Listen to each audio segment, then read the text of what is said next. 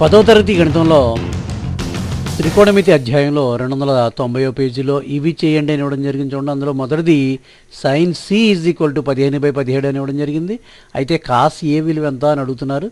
ప్రస్తుత టెక్స్ట్ బుక్లో అయితే కాస్ సి అని మార్చడం జరిగింది. మొదట ఇచ్చినటువంటి sin c విలువకు కాస్ ఏ విలువ ఏ విధంగా కనుక్కోవాలో చూద్దాం. తర్వాత కాస్ సి విలువ కనుక్కుందాం. మొదటిది sin c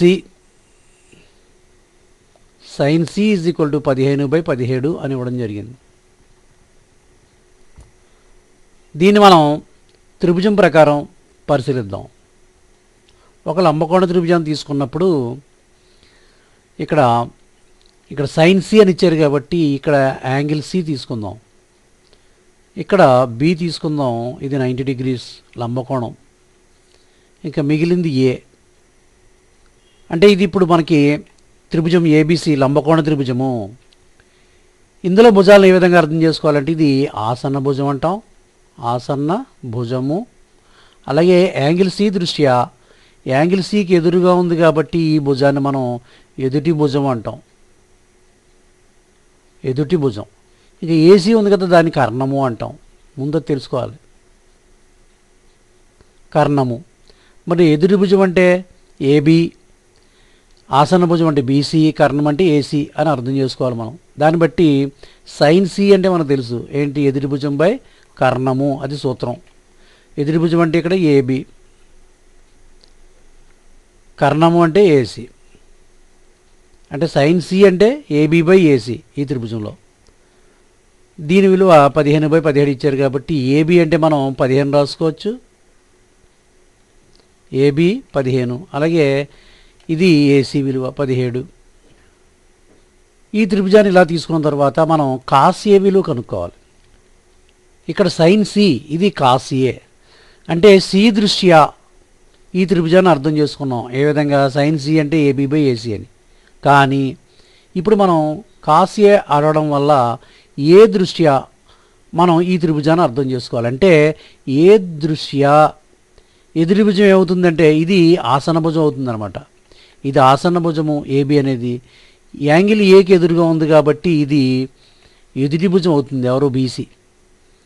కాబట్టి కాస్ ఏ అంటే మనం ఏమని రాసుకోవాలి, కాస్ ఏ అంటే కాస్ ఏకి సూత్రం ఏంటి, ఆసన్న భుజము బై కర్ణము.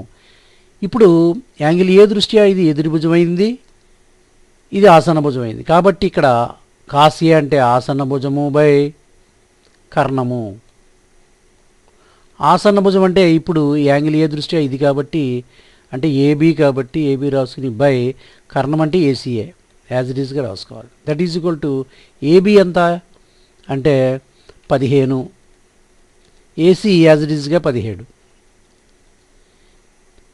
యాంగిల్స్ దృష్ట్యా లంబకోణ త్రిభుజాన్ని అర్థం చేసుకునే విధానం ఇది. ఈ లంబకోణ త్రిభుజాన్ని కోణాల దృష్ట్యా అర్థం చేసుకోవాలి. యాంగిల్ ఏ దృష్ట్యా తీసుకున్నప్పుడు ఎదుటి భుజం ఎవరంటే బీసీ, కానీ యాంగిల్ సి దృష్ట్యా ఎదుటి భుజం ఏబి. అది గమనించాలి. ఆ తేడాను గుర్తించగలిగితే మనకి ఈ త్రికోణమితిని అర్థం చేసుకోవడం ఈజీ అయిపోతుంది అనమాట. అలాగే ఇక్కడ మనం sin c ఇచ్చారు 15/17 అని. మనం ఏం కొనుక్కున్నాం, కాస్ ఏ విలువ కొనుక్కున్నాం. ఎంత వచ్చింది మనకి, 15/17. దీన్ని మనం ఈ విధంగా అర్థం చేసుకోవాలి. ఇప్పుడు మనం sin c విలువ 15/17 ఇచ్చినప్పుడు కాస్ సి విలువ కనుక్కోవాలి. ప్రస్తుతం టెక్స్ట్ బుక్లో ఆ విధంగా ఇవ్వడం జరిగింది, అది కూడా చేసి చూద్దాం. ఇప్పుడు మనం రెండవ సందర్భాన్ని చూద్దాం. అంటే sin c = 15/17 అయితే కాస్ సి విలువ ఎంత. దీన్ని రెండు రకాలుగా చేయొచ్చు మనం.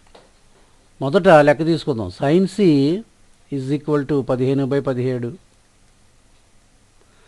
దీని సూత్రం ద్వారాను త్రిభుజం ద్వారాను చేసి చూద్దాం. అంటే ఒక రైట్ యాంగిల్ ట్రయాంగిల్ తీసుకున్నప్పుడు sin c ఇచ్చారు కాబట్టి ఆ సిని ఇక్కడ తీసుకోవాలి, యాంగిల్ సి. ఇది బి అనుకుందాం, ఇది 90 degrees. ఇక ఇది ఏ అనుకుందాం. అంటే ఏబిసి అనేది ఒక లంబకోణ త్రిభుజము, యాంగిల్ బి 90 degrees. మనం యాంగిల్ సి దృష్ట్యా ఇక్కడ sin c అంటే 15/17. మరి sin c అంటే మనకి అర్థం ఏంటి అంటే ఎదుటి భుజము బై కర్ణము. ఎదుటి భుజము బై కర్ణము. మరి ఇందులో ఇది ఎదురు భుజము, ఎదుటి భుజము. దేనికి ఎదుటి భుజము? యాంగిల్ సికి. యాంగిల్ సికి ఎదుటి భుజం. అలాగే దీన్ని మనం ఆసన్న భుజం అంటాం. ఆసన్న భుజం. ఇదేమో కర్ణము. ఏసీ అనేది కర్ణం అవుతుంది అన్నమాట. కర్ణము. ఇప్పుడు ఇక్కడ ఇచ్చినటువంటి విలువను బట్టి మనం సైన్ సి అంటే 15/17 కదా. ఎదుటి భుజం అంటే మనకి ఏబి బై కర్ణము ఏసీ. ఇప్పుడు మనం కాసి విలువ కనుక్కోవాలంటే మనకి ఆసన్న భుజం ఎంతో తెలియాలి. ఏబి బై ఏసీ అనేది వచ్చింది కాబట్టి మనం ఏబి అంటే 15గా తీసుకోవచ్చు. ఏబి అంటే ఇది ఎదుటి భుజం 15. 17 అంటే కర్ణం 17 యూనిట్లు. మరి ఏం తెలియదు మనకి? ఆసన్న భుజం ఎంతో తెలియదు. అది కనుక్కోవాలంటే మనకు ఒక సూత్రం ఉంది. ఏంటంటే పైథాగరస్ సిద్ధాంతం ప్రకారం లంబకోణ త్రిభుజంలో భుజాల వర్గాల మొత్తం కర్ణం యొక్క వర్గానికి సమానం అవుతుందన్నమాట. అంటే ఏబి స్క్వేర్ ఇది అంటే భుజము స్క్వేర్ ప్లస్ భుజము స్క్వేర్ ఈజ్ ఈక్వల్ టు కర్ణము square. AB square plus BC square is equal to కర్ణము ఏసీ స్క్వేర్ అవుతుంది. లంబకోణ త్రిభుజంలో భుజము స్క్వేర్ ప్లస్ భుజము స్క్వేర్ ఈజ్ ఈక్వల్ టు కర్ణము స్క్వేర్ అనేది సూత్రం. ఇప్పుడు మనకి ఎదుటి భుజం 15 ఉంది. అంటే ఏబి 15 ఉంది, ఏసీ 17 ఉంది. ఏబి 15 స్క్వేర్ ప్లస్ బీసీ తెలియదు మనకి. బీసీ ఇవ్వలేదు. BC square is equal to AC ఇచ్చారు 17 స్క్వేర్. ఇక్కడ 15 స్క్వేర్ అంటే 15 225 ప్లస్ బీసీ స్క్వేర్ అలా ఉంచుదాం. That is equal to 17 square అంటే అర్థం ఏంటి? 17 × 17 అని అర్థం. అంటే 289. మనకు కావాల్సింది BC square. BC square is equal to 289. ఈ ప్లస్ 225 ఈజ్ ఈక్వల్ దాటి కుడివైపు పక్షాంతరం చెందితే మైనస్ 225 అవుతుంది. దట్ ఈజ్ ఈక్వల్ టు 9లోంచి అయితే ఇద్దాం 4, 8లోంచి 2 తీస్తే 6, 64. అంటే BC square is equal to మనకి 64 వచ్చింది. BC square is equal to 64ని మనం 8 × 8 స్క్వేర్ కింద రాసుకోవచ్చు. 64 అంటే 8 × 8, దాన్ని మనం 8 స్క్వేర్ అని రాసుకుంటాం. స్క్వేర్ రూట్ క్యాన్సిల్ అవుతుంది. బీసీ ఈజ్ ఈక్వల్ ఎంత వచ్చింది మనకి? 8 యూనిట్లు వచ్చింది. ఇప్పుడు బీసీ మనం 8 యూనిట్లు అని రాసుకోవచ్చు. దీన్ని బట్టి మనం ఏం కనుక్కోవాలి? కాస్ సి కదా కనుక్కోవాలి. Cos C is equal to C దృష్టిలో, ఇక్కడ సి రాసాం కాబట్టి ఇక్కడ సి దృష్ట్యా కాస్ సి అంటే ఆసన్న భుజము బై కర్ణము అని అర్థం. ఆసన్న భుజం ఏంటి? ఇక్కడ బీసీ బై కర్ణము అంటే AC. That is equal to ఆసన్న భుజం ఎంత వచ్చింది? ఇప్పుడు మనకి 8 వచ్చింది. బై కర్ణము 17 ఆల్రెడీ ఇచ్చారు. ఏసీ అంటే బీసీ బై ఏసీ.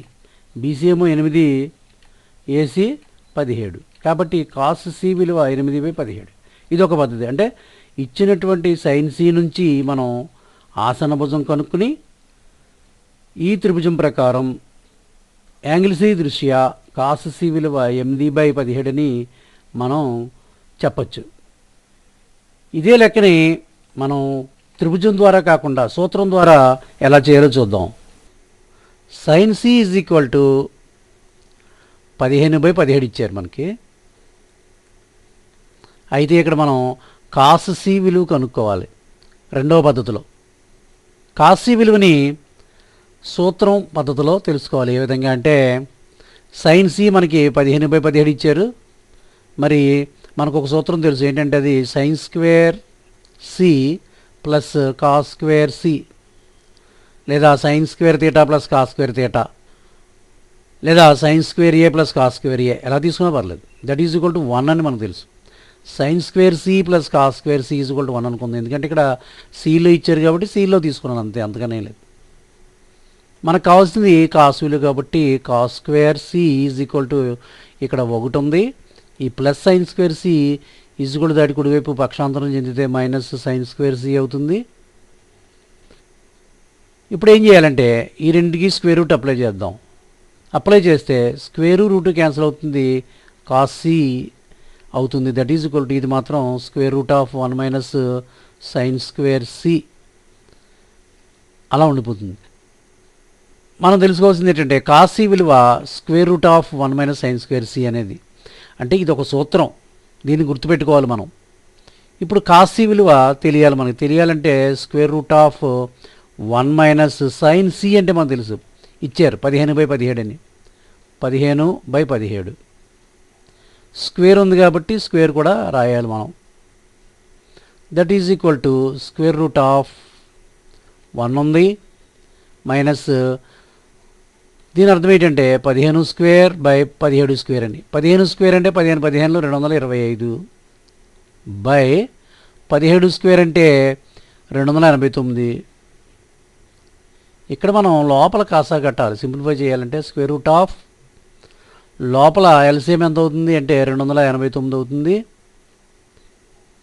హారంలో ఏం లేదు కాబట్టి 1తో 289 డైరెక్ట్గా గుణించేయచ్చు. 289 కాసా కట్టే విధానం మైనస్ 289లో ఒకసారి పోతుంది కాబట్టి ఆ 1తో 225ని గుణిస్తే 225. దట్ ఈజ్ ఈక్వల్ టు 289లోంచి 220 తీసేస్తే మనకి 64/289. స్క్వేర్ రూట్ ఉంది కదా, అది కూడా రాసుకోవాలి. That is equal to square root of 64 అంటే 8 × 8 అంటే 8 స్క్వేరు బై 289 అంటే 17 స్క్వేర్. దీని అర్థం ఏంటి? Square root of 8/17 whole square. రెండింటికి స్క్వేర్ ఉంది కాబట్టి తర్వాత స్టెప్లో ఏమవుతుంది, స్క్వేరు రూట్ క్యాన్సిల్ అవుతుంది. ఇంకేం మిగిలింది? 8/17 మిగిలింది. ఏంటిది? దేని విలువ? కాస్ సి విలువ. కాబట్టి మనం ఏమని రాసుకోవాలి? కాస్ సి విలువ 8/17 వచ్చింది. మనకి సైన్ సి విలువ 15/7 ఇస్తే ఈ sine square C plus cos square C is equal to 1. ఈ సూత్రం ప్రకారం మనం ఏం చేసాం?